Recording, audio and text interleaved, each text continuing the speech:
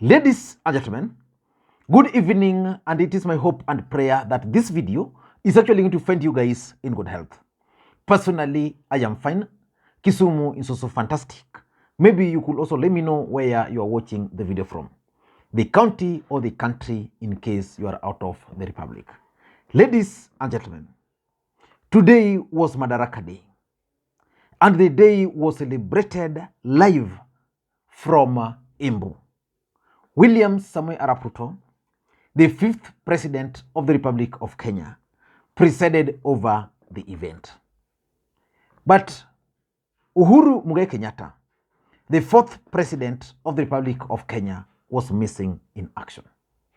In this particular video, I want to reveal to you guys the secrets behind Uhuru Kenyatta's move to boycott that particular event. Because let's face the truth. Number one, this was William Ruto's first Madaraka Day since he took over office.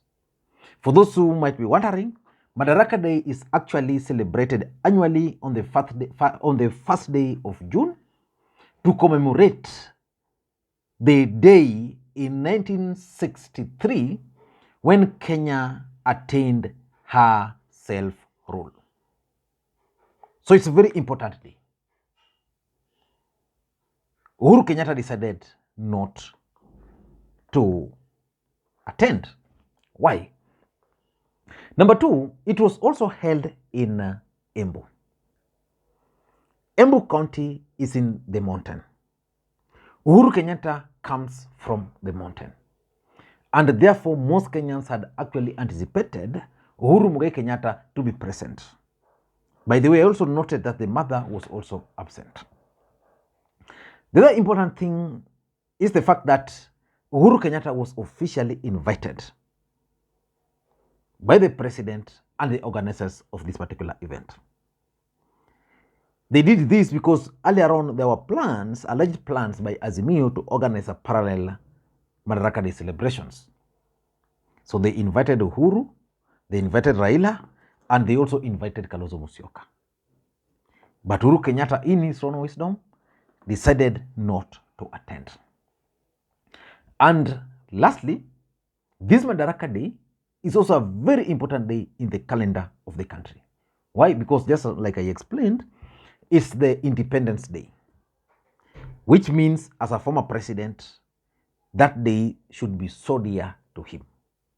Remember the last one he celebrated, where he actually refused to even acknowledge or greet William Samoei Arap Ruto. And by the way, even today's celebration, something very funny took place.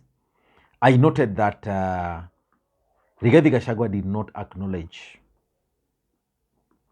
the Prime Cabinet Secretary, while he went ahead and acknowledged Cecil Mbarire.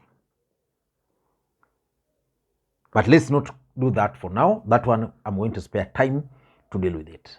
But why do you think Uhuru Kenyatta decided to boycott this event?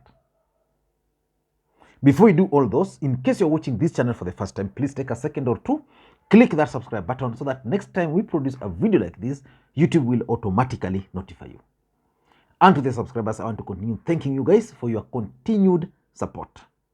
Because without that support, this channel cannot be where it is. And without any further ado, let us dive straight into the reasons why Uhuru Kenyatta decided to boycott this particular event. And by the way, for those who followed this event, what was your takeaway? Because most Kenyans are now referring to Ruto as Mtukufu lies. What's your takeaway from that particular event? Now, let's not get there. Let's just focus on the reasons why Uhuru Kenyatta boycotted this event. Number one is the relationship between the Kenyatta family and Kenya Kwanza as we speak. That relationship between Uhuru Kenyatta family and William Ruto's government is currently at its lowest. So it means they don't trust each other. Ruto believes that Uhuru Kenyatta really frustrated his bid of becoming the president of the Republic of Kenya. And therefore, he has some beef or bones to chew with him. On the other side, Uhuru Kenyatta is also very angry with Ruto because Ruto stepped into their toes. That particular raid on Uhuru Kenyatta's family's private farm in Ruiru is something which the Kenyatta family did not take lightly. So there's no way these guys were going to attend this event. The truth of the matter is that Uhuru Kenyatta's mother, Mama Ngina, has traditionally attended almost all of these celebrations since the demise of the husband. Apart from, was it 2005? When Uhuru was at loggerheads with Kibaki. And now this is the second one. She never missed a single one when Uhuru Kenyatta was the president of the Republic of Kenya.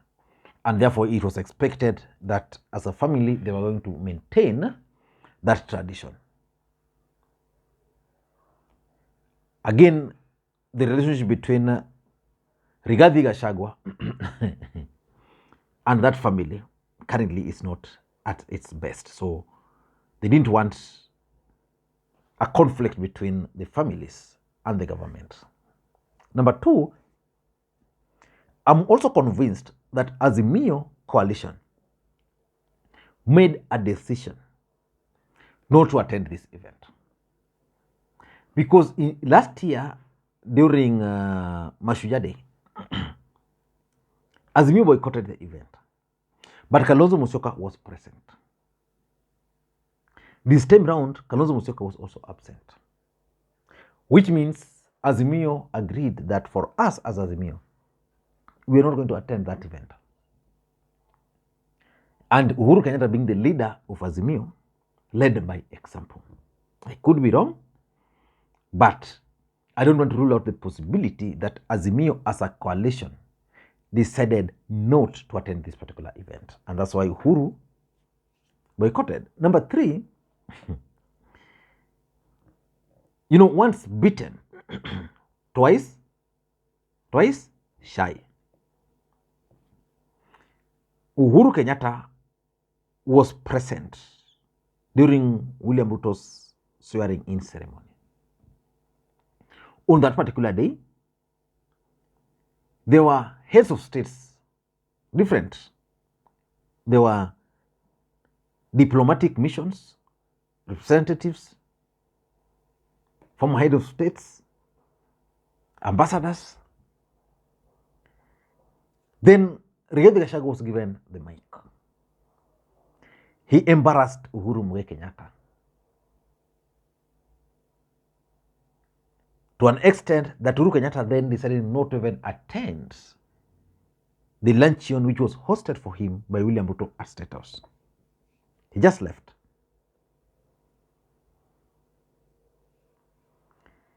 I tend to think that Uhuru Kenyatta was trying to avoid such kind of embarrassment, that he would attend this event in good faith.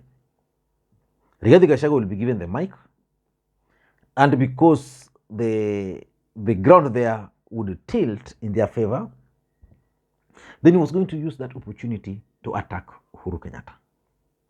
So Uhuru Kenyatta said, no, there is no way, over my dead body. Simply avoided. And number four, revenge. Ruto's government is a vengeful government. They believe that Uhuru Kenyatta frustrated them. And sometimes I don't blame Ruto, but I put myself in his shoe. Ruto believes that Uhuru Kenyatta really frustrated him.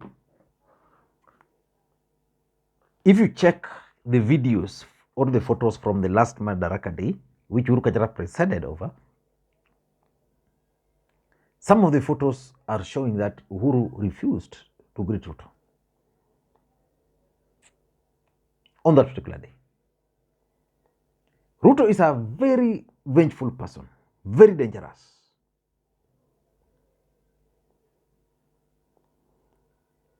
Those who operate with Ruto knows that he can laugh with you, but plotting. If Uhuru had attended this event, there's a chance that this would have been that moment of revenge, because he would have been isolated, he would have been alone there. Lastly, I also tend to think that Momo politics could have been the reason behind Uhuru's boycott.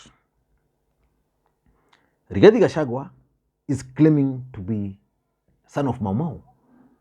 This was an Independence Day celebration, which is associated with the Momo.